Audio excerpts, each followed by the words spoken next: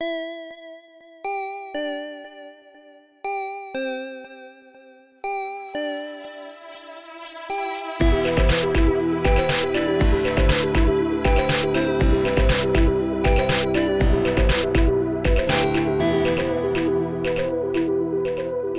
everybody, this is Rev. Welcome to the Critshow. Before we get into the episode, I just want to take a quick second to say thank you to everybody who has been listening. You know, we have people in our lives who feel obligated to listen because they're our friends or our family or they have to interact with us every now and then. But the number of people who we don't know that we've been getting comments from or messages from is really cool. So to all of you out there who are enjoying the show and sharing it with other people who you think might like it, thank you so much. It really means the world to us. And that's all I'm going to say, because for the first time ever, I did get my first piece of angry message from someone saying, "How dare you leave us on a note like that?" So I'm going to let the recap roll. There was one other person that went missing, maybe 2 months before that. Who was that? It was a student who was here. We're going to go check out the Shrieks. Do you have any thoughts on the best way for us to get there? Well, we got paddle boats that look like swans. And you feel the wind shift. In the distance, you can hear what sounds like the Screaming Islands. And then you very clearly hear a scream pierce the night carried on that same wind from the island. Guys, get out here. Listen, somebody's out there. Somebody screamed. At the Shrieks, it had to have been. That was the direction. How are we going to get out there? The paddle boats are going to take forever. You step back and take a look at the Jeep that you have tried to transform using paddle boats and swan boats that has these flotation devices and the body of one of the swan boats, but it's all dirty and smeared and it looks like a turkey. Jake, you rear back, throw your hammer, and it slips out of your hand, crashes through the wall, and vanishes down the pit. TJ, where are we? Who is this? It's Rachel. She's the student. And there's one box in the room in particular that catches your eye because it says property of IPT on it. "I told you I didn't want to go back in there." And she lunges forward, sinking her teeth into your neck. TJ, you feel yourself pinned against the wall as she starts to drink from you. Tass, you hear this strange sound, like low hiss and growl and the sucking sound, and you think you hear TJ like sputtering and trying to talk but not being able to. Oh, dang. I'm going to pull out my light rifle as I haul down the hall. Okay. And are you just running straight down to them? Yeah. Okay. Jake, what are you doing? That failure actually leveled me up. Well, congratulations. Thank you.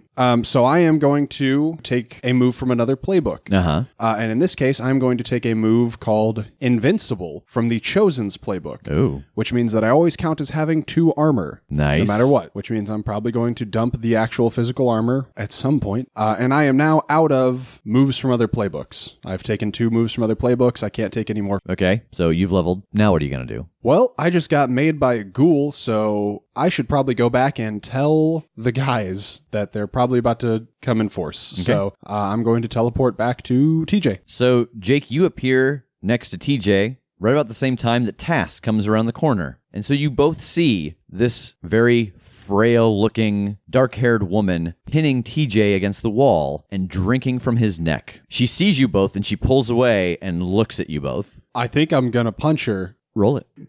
Nice. Oh, goody. That is a 12 to kick some ass. All right. What is your extra effect? I want to force them where I want them. Uh-huh. I imagine I just like land this good hit because I'm still unarmed and then pin her arms behind her back and position her so that she is just directly in front of Tass's light rifle. Well, how much damage is that? My unarmed does 2 harm. Roll straight cool. 10. Okay, you're good. So you have got her positioned in front of you, Tass on the other side, TJ sliding slowly down the wall. What would you like to do, TJ? I would like to use oops. You find some holes in your neck. You think there might be vampires about. You find some of those old pink eraser tips, and you can just plug them right into those holes. As you slide down the wall, your hand lands on a packet of Vienna sausages. I have a quick question out of character. Yeah. Are you f***ing with us right now? I am not. His power specifically says that it will be beneficial, maybe not in the moment. But yeah, your hand lands on a packet of Vienna sausages. Tass, what are you doing? I'm going to hold the rifle up to her face. And which lens do you have on? I am going to assume that the starter lens was just the medium range. That seems like it's the most kind of general, and I have not switched anything out. So that is what is up. I'm going to say, honey, hold still. Clearly, you got turned or turning or something. I don't know if we can... If you don't let me go, I'll enact my power over him and change him forever. Okay. 3, hold up. 2, 1. You see a set of fangs, Tass, come out of TJ's mouth. Roll kick some ass. That would be a 10. Oh my God. You feel this bloodlust come over you, and you feel thirsty, and the closest person to you is Jake. Jake, take 1 damage, technically 3 damage, but you have 2 armor, and he sinks into the back of Jake's exposed neck and starts to drink. Oh God! Can I just do like a lightning elbow into TJ's face? Yeah, roll kick some ass. Okay. Oh no. Tass, roll straight cool. I'm sorry, TJ. You're in a lot of pain. That was a 13. So what is your additional effect? Force him where I want him. You're going to On exchange harm with him first. How much damage did you do to him? 2. He does 4 to you. As he attacks you, you feel your fingernails get long, and you rake at him. What'd you get, Tass? Well, I have an important question about this. In this kind of roll, do I get experience if I fail? You don't. As Jake lets her go to lightning kick TJ. Lightning elbow. Yeah, lightning elbow. She looks you in the eye and says, "Forget you ever saw me." And your first thought is, "I ever saw who? I'm only here with these 2." And she vanishes. Good. Is TJ still feral? At the moment, yes. Okay, I want to try and talk him down. I don't think soothe will work. Nope. But just want to try and figure out the best way to fix TJ. Like, Roll read a bad situation. that is a 12. You get a hold 3. Wow. Yeah. What's the best way to protect the victim? I assume your protect him is to get him back to normal. Yes. You think that the best way to protect TJ in this moment, if you want it to be instant or if you want it to be a way that you know works, you know from what they told you at IPT, the thing you need to do is kill her. Or it sounds like maybe talk to her because she seemed to activate this hold over him. Or if you want to try to circumvent it from the little you know from IPT, you think if you take a couple of those werewolf serums and slam them into him at the same time, it might counteract whatever's going on in his body. Slam. And I mean like Pulp Fiction, Coke heart attack. Slam them right into the neck holes. I think I'm concerned with the now. Like, kill her or talk to her is on the agenda for sure. But right now he's a vampire that's trying to murder us. Yeah. And that needs to be resolved. I've got 2 werewolf serum on me, yeah. So I think I yank those 2 out and just like wait for him to come at me and just Roll act under pressure. All right, good. No. I got a 6. You pull out these 2 things like blade and you're waiting. He charges at you. He sees it, grabs both your hands, and jams them into your neck. My bad. Bright side, I'm about to get jacked. you're healed. You are fully healed. Something about whatever you took in before, when you took TJ's disease, you feel something fighting something else inside of your body.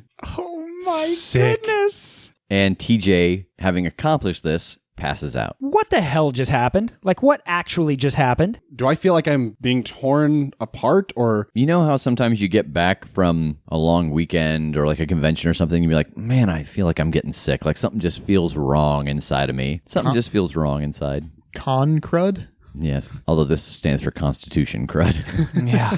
Okay, I want to check on TJ, see if he's alive. He is. He's breathing. I want to check and see if he's still got fangs. He does not. Oh God, what happened to him? She sucked his blood and turned him into a vampire. She who? And I'm kind of getting down and getting out my kit to attend to his wounds. The lady that just attacked us. Who? Where? Rachel, the student. He found her in a cage in the other room. What's wrong with What the hell you? are you even talking about? Yeah, so I mean, I'm just down going, oh God, and trying to patch him up. Roll medic. Okay.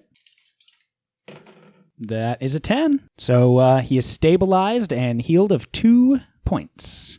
What did I miss? This looks like a vampire bite. Yeah, it is a vampire bite. And I tried to stick him with the werewolf serum to see if it would fix him, and he stuck me with the werewolf serum.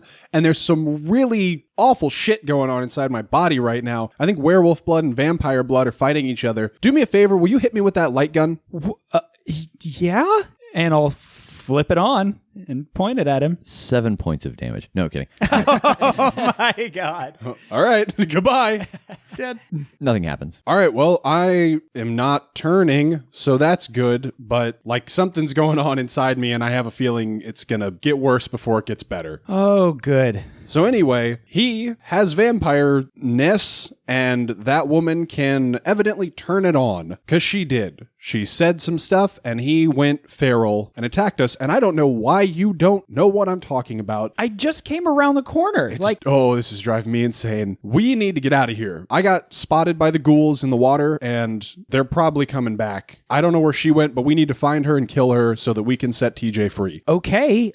Well, I mean, there's only one other way. We haven't gone yet. So I'm going to use another one of my hold. Okay. What's my best way out? Your best way out, you think that there are 2 ways out of this. Follow the tracks down the hallway, and you know that the scuba gear will take you out through the water. You have gone through 2 directions now that take you into the ocean. It seems like the right path at the original fork is pretty heavily trafficked, and it seems very dry, and it looks like it's pointing the direction of the island. You don't necessarily know where it will lead to, but you think that this may somehow go all the way under and come back up inside the island somewhere. But it does look like the path that is the most heavily used, so that probably is the direction they went to hunt in the way they would come back. And yeah, that's what I was going to say. So do I still think that's my best way out? You think the best way out is probably through the water, and it's probably where you got caught. Okay. Because you know that they come from those other 2 places, and you did not see tracks in that other hallway that had the multiple layers of water. In that middle hallway, I got all the way out to essentially the ocean. That's where one of them spotted me. I think that's going to be our best bet. I think most of them are coming through that right tunnel. It seems like it leads back to the island, but I think that if we go that way and they are coming back here for us, that's where they're going to be. Oh, God. So I think we need to throw on the scuba gear and swim. I'm going to gear up his unconscious ass and get into mine. Then we can at least drag him, at least be able to breathe with that stuff on. So it takes you guys just a couple of minutes to get the gear on. What do we do with TJ's gear, though? Clearly, I'll strap him into the scuba stuff so that he can breathe. I mean, I'll just hang on to it, I guess. I mean, I'll drop it if I have to, but... That sounds unwieldy. Good luck. It does. Oh, look, a bungee cord in one of these boxes. I can just go put stuff in the Jeep.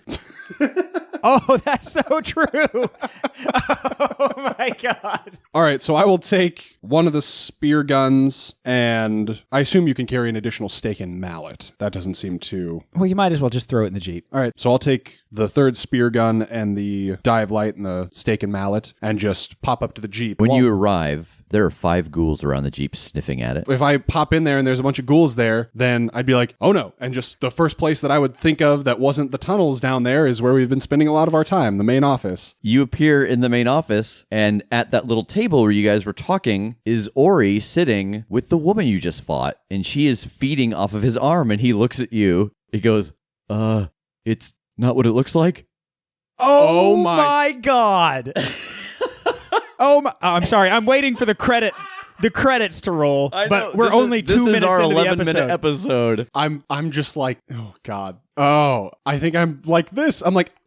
Do you want to have a seat? You seem stressed. Is she just there? She's looking at you and just sucking on his arm. Ori, that's like a vampire, dude. What's happening? You're letting a vampire eat you. Well, yeah, she's one of mine, though. It's okay. What do you mean she's one of yours? Well, she's one of the ones I help take care of. What? I've just got hands in my hair. I'm like, what? Please, just sit down. I'll explain everything that I know, okay? Can I sit down in a chair that is distant from them? Yeah, there's a couch that you can sit on. I will sit down somewhere that is kind of far away from them, and I rest my chin on a hand like I'm trying to be cool. To be casual. So you sit down on the couch. Tass, what are you doing? I think I'm getting real antsy that he is not just back instantly. So, I'm readjusting all of TJ's gear. And if he is still taking this long, honestly, what I think I want to do is just kind of drag TJ with me to that room and inspect it. Like that's a spot that I more or less know doesn't have a way out. So I'll at least have my back to a wall if anything attacks. And then I'll look around. Roll investigate a mystery. Okay. +1 is 10. All right, you get a whole 2. What is being concealed here? There are a number of things as you look around the room. There is in the corner a cage that the door has been taken off by the hinges, and you can see that it has fallen and crashed onto a table, destroying it. You can see that there are 2 other tables around the room, as well as 2 bookshelves. And on the other tables are candles. Now, one of those tables, the one closest to the door, 2 of the candles have been knocked over and put out. It looks like someone was rummaging around looking for something here. But the third table hasn't been touched. And you can see that it has 10 candles on it, and they are in their proper positions. In the center of this ring of candles are what seem to be the shell and claws of a crab. Inside the ring of candles that has a few of them knocked over is a mound of dirt with ant corpses on it. And then at the table that you can see was crushed by this giant metal door, it's kind of hard to tell what's there. There are bits and pieces of table, and there are pieces of the candles. There seems to be something inside of it that's organic, but you can't really make out what it was. It was crushed by the weight of the door falling. And then you can see that from each table, there's a line carved in the stone of the floor that leads to the middle of the room. And in the middle of the room is a carved circle that also has 10 candles around it. 10 candles. Do I recognize that? If you pull out your phone and look at the photos that you took prior, the ring of candles around what is left of this crab, the shell and the claw, looks familiar. It's the same pattern you saw at the IPT. Oh, shoot. I'm going to be taking pictures of everything. Okay. So what all are you taking pictures of? Definitely the 3 tables and the setups with the candles, even the one that is destroyed, where the lines lead, the bookshelves, anything on the, books and stuff. Yeah, there are 3 books on one of the bookshelves, and the other one has what looks like components. Are you taking anything? I mean, the books I definitely would take. In the components, I think it would just kind of depend. Like, are they vials that are open? Are they is there anything that I can move? Is there like a bag or something laying around that I could throw some stuff in? There's not any kind of like travel bag for this stuff. You can tell that whoever was working here works exclusively here. Okay. Just anything then I think that I can fit in my pockets. Okay. Like a sample of each thing? Sure. Yeah, okay. Exactly. Right. Just kind of looking at the destruction. I want to use my other hold if I can, just to see what happened here. So with that, you can see that there are dozens of footprints coming in and out of this room, but all of them except for like 2 sets go in the room, into the circle, then back out. There's only 2 sets of footprints that go around the room to anywhere else. One of them you recognize. They're TJ's footprints. Uh-huh. And you can see that the destruction was probably accidental. You see that the bolts are knocked out of the cage to open the door. You know that he freed Rachel from that cage. You can guess that maybe he tried to find a key because one of the drawers on the table is open, and that's the table that has some candles knocked askew. Well, I have a hard time believing that that's the case. I know. But I know.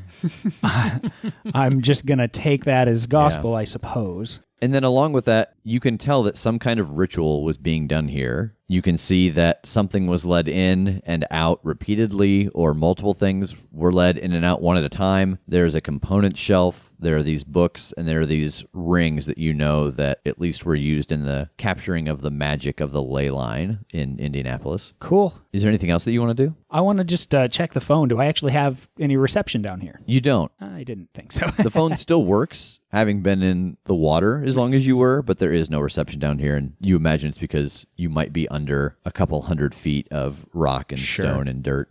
Okay, then I'm just going to have to sit on these pictures for the moment. Wait for Jake to come back. Yeah, kind of post up at the entrance and be ready if anything comes.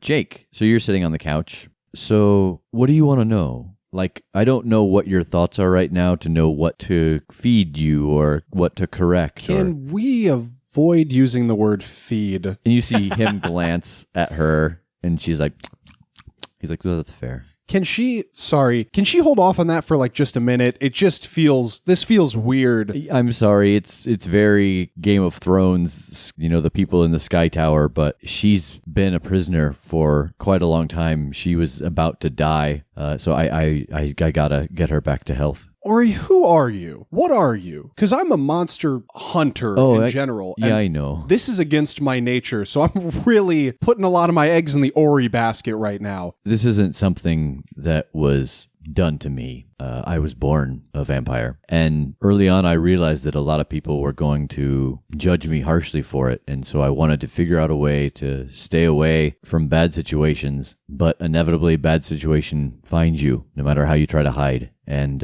he looks at Rachel. Go to sleep.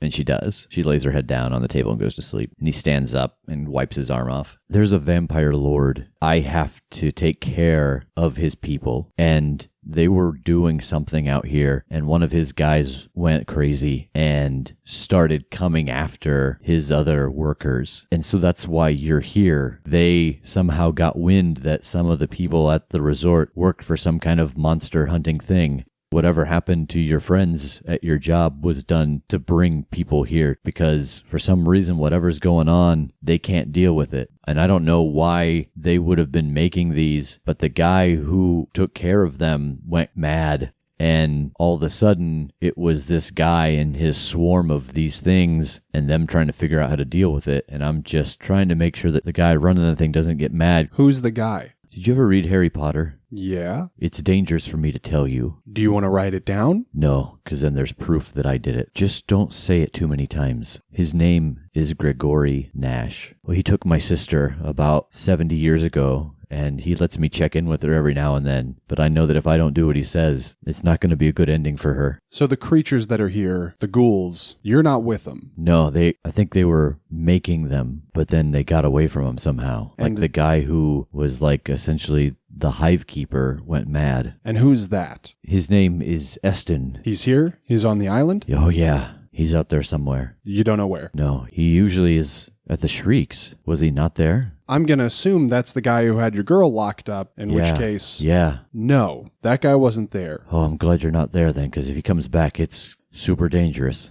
And I sort of remember that my friends are down there. And so I'm like, Ori, my people are still down there. Get him out of there. We're going to have more words in the near future. Yeah, I'll be here. And I'll go back. Tass, you're there for quite a while still, and you've looked through this place, and you're wondering why isn't Jake back?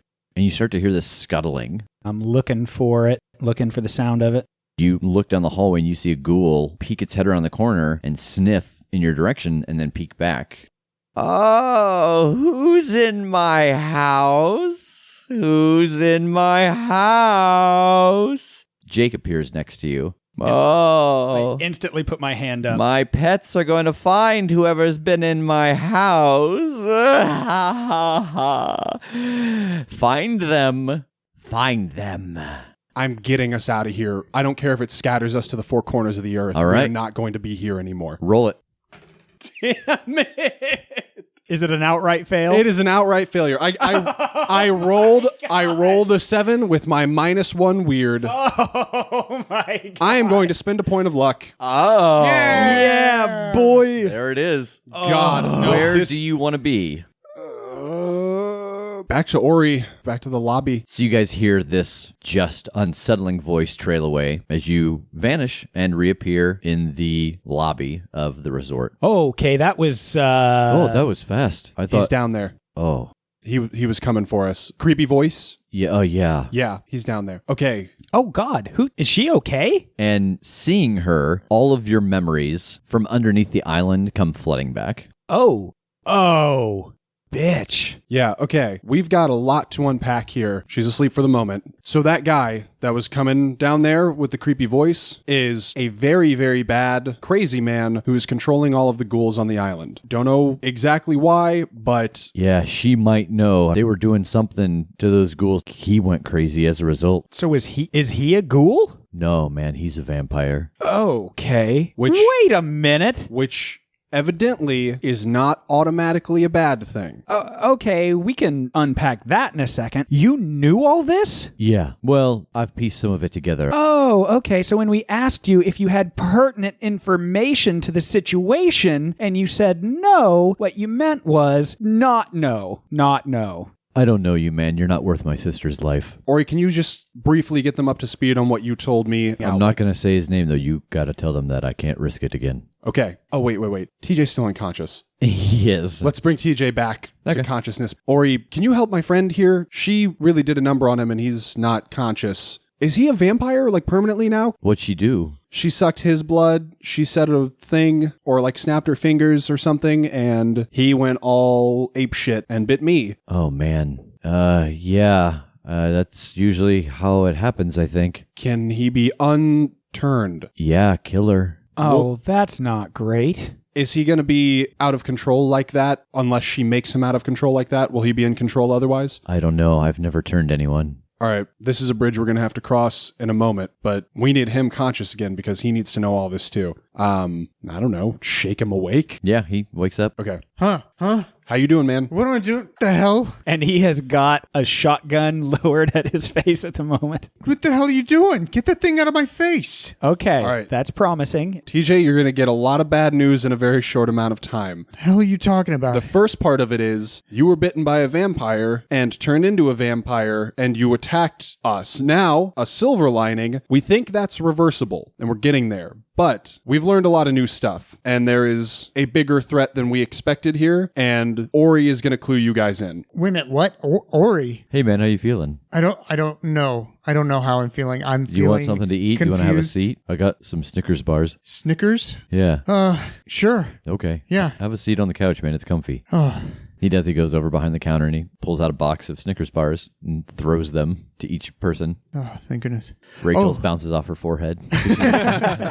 Wait a minute. What is she doing here? I'm getting up and I'm pulling out my nunchucks. Yeah, I wouldn't do that, man. The hell are you talking about? If you wake her up, you might not be yourself again. Ori can explain some more of the details on this. All right, he's already filled me in. Fill them in too. And I'm just going to watch out like the windows. Like I want to keep moving around this room and like closing blinds if there are blinds or curtains if there are curtains. And just trying to keep an eye out and see like, you know, if ghouls start swarming us or something, I want to be aware. Don't close up too much. Why? You don't want it to look suspicious. Like, this is an island place. We've always got everything open. Like, I understand that you're wanting to protect yourself, but also don't draw attention by making things look not normal. Do you know where the main entrance is for the ghouls? Like from around here? Is there one around here that a direction they'd be coming from? Oh, I have no idea. They're like ants. Like, they just burrow under the island, I think. And so he goes in and starts to tell you the story. And essentially, he tells you what he has told Jake, that he was born with vampirism, and he decided he wanted to try to find a way to live his life where people wouldn't judge him or that he wouldn't do any harm. And so he has stayed on this island his whole life. He started to work at this resort where he can kind of get the best of humanity and see them do all the good things. But something bad always seems to find you if you're trying to hide. And this vampire lord found him and took his sister about 70 years ago and has basically forced him to work. He doesn't make him kill people. He doesn't make him kind of serve as one of his generals, but he makes him maintain the island and act as kind of a caretaker for his generals that do work on the island. And for some reason, they started using this island about a year ago. And that's when the ghouls started appearing. And then the ghouls started changing. And he knows that they were doing something to the ghouls to change them. And it drove the guy who was the beekeeper or the caretaker, whatever you want to call it, for this hive of ghouls went mad as well. And so then he started using the ghouls as a weapon against the other generals on the island. Okay, so with the exception of patrons that come in, is everyone on this island a vampire? No. As far as I know, there's only 4 of us. Okay, so the guy that went crazy, Eston. you, Yeah. Rachel, and that's it. Yeah. Okay. Because the other one, I think he's dead. There was a 4th one, but he died. Who was that? He was some guy over in the village. Oh.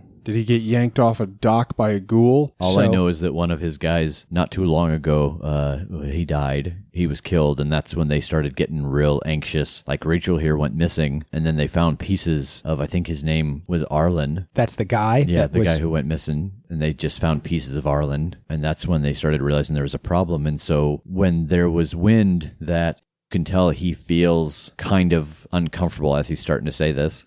He contacted me, the main guy, and told me that he had information that there were some people who worked for an organization that dealt with this kind of thing here, and he sent me a package and said I had to put it into their food. And he said that it wouldn't kill him, it would just mess him up for a while, and it would bring some people here who could help solve our problem. Okay, so Vampire Lord manipulates it so that we come here to deal with one of his rogue generals. Can we say that that is sort of the thesis statement? Yeah. What is her role here? I think she was working on the project, whatever these three were working on to make. I think she dealt with the magic, and I think that the other guy who went missing, he dealt with the wildlife. And then Eston, he's the one who looks over the ghouls. He's like, I don't know, their handler, or, I don't know, the ghoul master. That sounds pretty badass, but it's really unsettling, I promise. I want to try to get as much clarity on this as I can. TJ has been turned, and we need to know exactly what that means for him, if there's any other way to fix it besides killing her, and on that note, if we have any compelling reason not to. Really, your compelling reason not to is if you do it, you just got to make it look like you stumbled across her. Well, that's exactly what happened. Yeah, but her body's not where you found her. No, that's true. What I'm trying to say is that if he gets a sense that you guys know what's going on here, the last thing any of us in this room will do is have this conversation.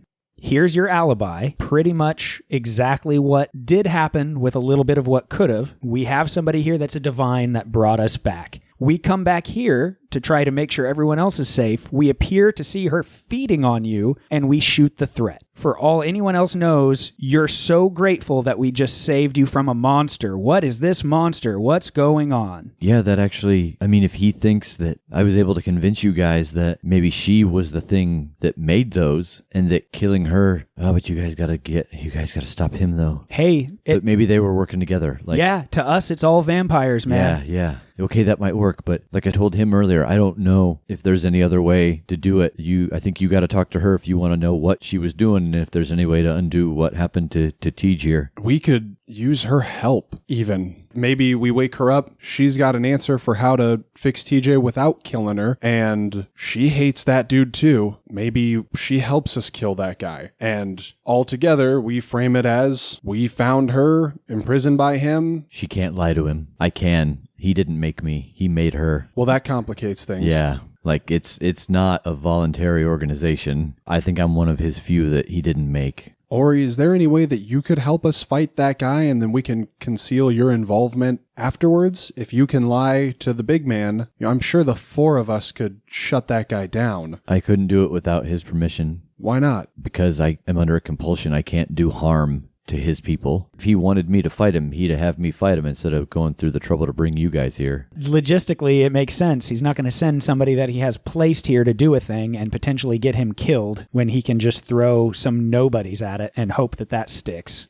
All right, Ori, look, I'll just be frank here. If we were to wake her up and try to get a little more information, if it starts to go south, I mean, do you have a way to put her back to sleep? I mean, I could try.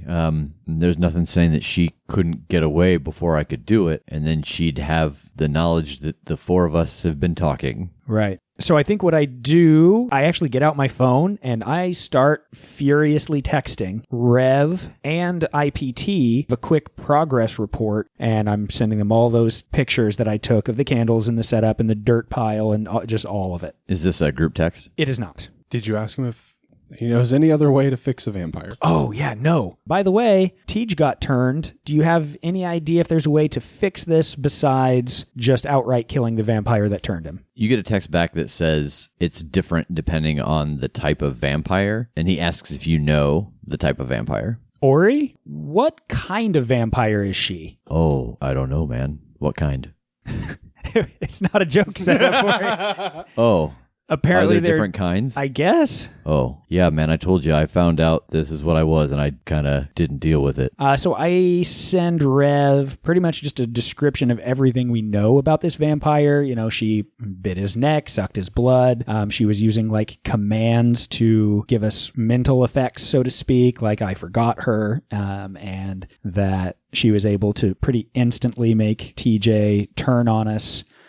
he tells you that narrows it down to 3 types that he can think of. One of them, they can actively release if it's within a certain amount of time. Another one, you can do it with the right magic incantation. And then the other one, there isn't any other way but to kill them. But that the other 2, also, you can kill them. All right, we have a 2/3 chance to keep her alive. TJ, I hate to put this on you, but you're the one that has been turned. What do you think, man? You haven't weighed in at all. Like, we can end this right now, or we can chance it, but that means that if we don't play this right, you're a vampire. Don't want to kill this person, especially if we can find a way to turn her back. I mean, that involves hunting down this vampire lord and killing that. That is long term. And ultimately, yeah, would probably mean that you're cured too, but then either A, you're a vampire that whole time until we can do that, if there's no other way to cure you, or B, we rely on waking her up, hoping that she can, and if she can't and gets away, again, you're a vampire the whole time.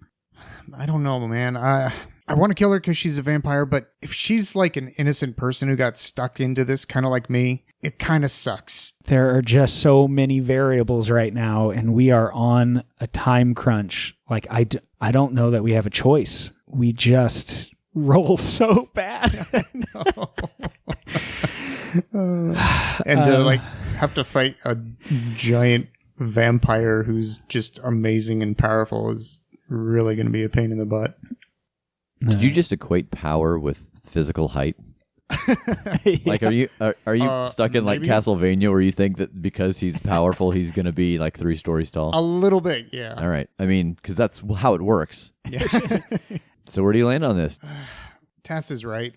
So, yeah, I think I pull out the stake and the mallet, and I'm just going to go over to her, and I'm going to hold it against her chest and kind of look at Ori, not like for permission necessarily, but just kind of giving him a sad nod and say, I hate this, but I think it is the best way to keep your alibi and the only way we absolutely know we're going to save TJ. And then I swing the mallet. And how much damage does that do? 4. What is your additional effect? I don't think you need to roll anything. I think this is automatically a success since she is unconscious. I would just say the extra point of damage. Extra point of damage, Yeah. so 5 damage. She jolts awake and starts to sit up and grab at your arms.